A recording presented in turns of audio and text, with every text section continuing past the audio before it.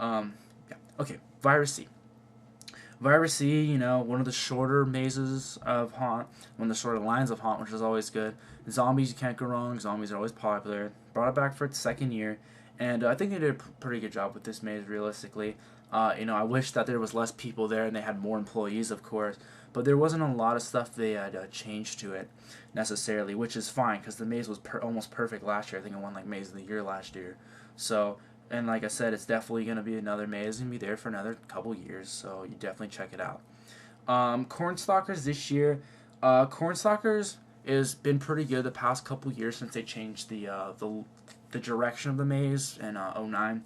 It's been pretty good, but this year I didn't really like it as much. It came down to the same thing. It was pretty crowded, and some like you could see the street on the outside, which kind of took away from like the ambience of it. But I mean, the employees worked really good. There was one actually where I had sat there for like 5 minutes contemplating that this guy was a scarecrow, and he wasn't a scarecrow; it was an actual monster. So it was really good on him. So the employees worked hard, and unfortunately, it just came down to the crowds, and you can't, there are only so many people in the maze to scare people. But I think it'll be back again. I don't know why, but they'll bring it back because I know Knott's is gonna shell out 6 or 7 new mazes, and I think it'll be good again. Endgame was very impressed with this maze. The music in it was pretty cool. A lot of heavy metal, which is what you think about when you think of type of post-apocalyptic stuff. It wasn't like Revenge of the Dead good, which is post-apocalyptic, because obviously Gasoline Alley's not there anymore. But it was definitely really good in my personal opinion. They had a lot of cool scares in there. They brought back some stuff from like 13 Acts Murder Manor, which was like they're showing like the mechanics of like certain scares.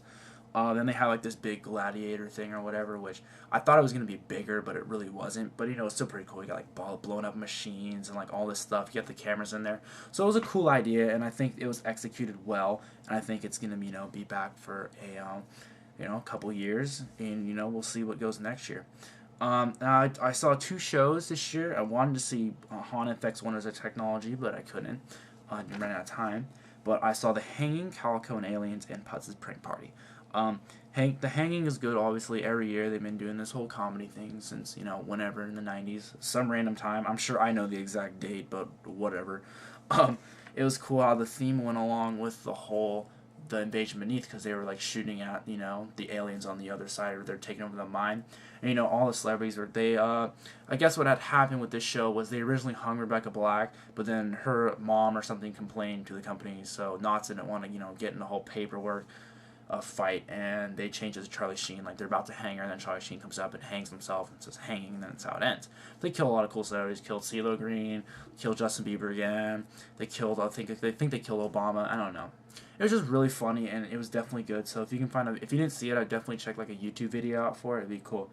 And last thing I saw before we left was Puzz's Prank Party.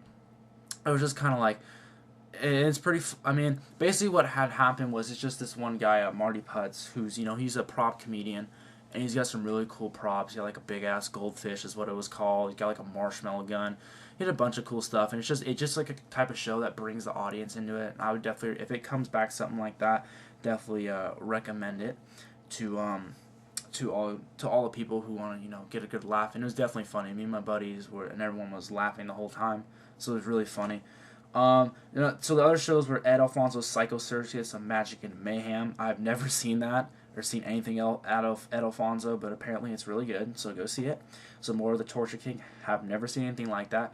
Blood Drums, I've seen something like that before, and basically you get like it's like street drumming, but like monster style, and the line for Blood Drums is obviously really long every year, so definitely go see that. Haunt Wonders of Technology, which is they use a couple old effects, old type of technical stuff, and then they brought it back to life. Essentially, it's kind of like it's like if you like the past stuff like I do, it's really cool.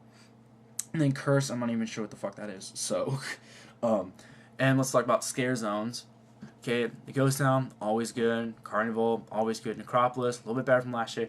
Then we have this one that's in here called Gypsy Camp. Now, Gypsy Camp is listed on the map. I don't know if you can see it. It's over there, but it's not even like it wasn't even listed on the website basically, and it was basically a piece of shit. Let's put that out there. All the effects didn't work. It was like a little sliver like that big. It's one of those things that fall in the category of like it's like freaking the swamp or the Badlands or whatever. I don't know what the fuck they were called, but actually, you know what? I can find out right now what they were called. Or like Silver Bowl Mining Town, or the swamp. Or I already said the swamp, or the backwoods, is called something like that. It's just like gonna be one of those things that's gone. So if you went through it, woo, it wasn't really much different. So that's about it. But I forgot to talk about they had the first year for Fright Lane right there. I don't know if you can see that or not. Basically, it was like $50 to get to cut all the lines. A little too steep for me. I'll wait in line for that. But you know, cool idea. Pissed off a lot of people as always. But hey, whatever. So lastly, hopefully this video doesn't get like too long. It's already at like 14 something. But basically, what's coming up next? When I have the time, I gotta configure my editing program again so I can make some more, you know, cool history stuff that I know a lot of people watching my channel have liked.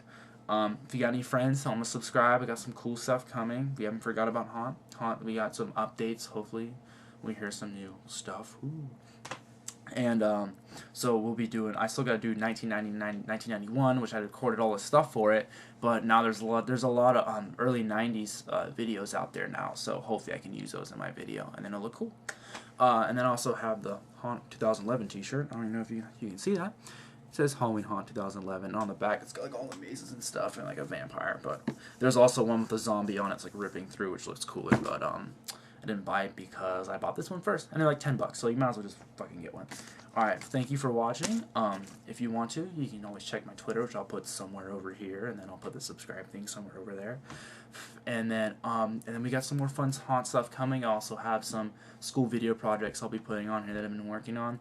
And yeah, thanks for watching again, guys. And we got a lot more haunt to come because we got a whole nother year to talk about it. All right, thanks for watching, guys. Peace.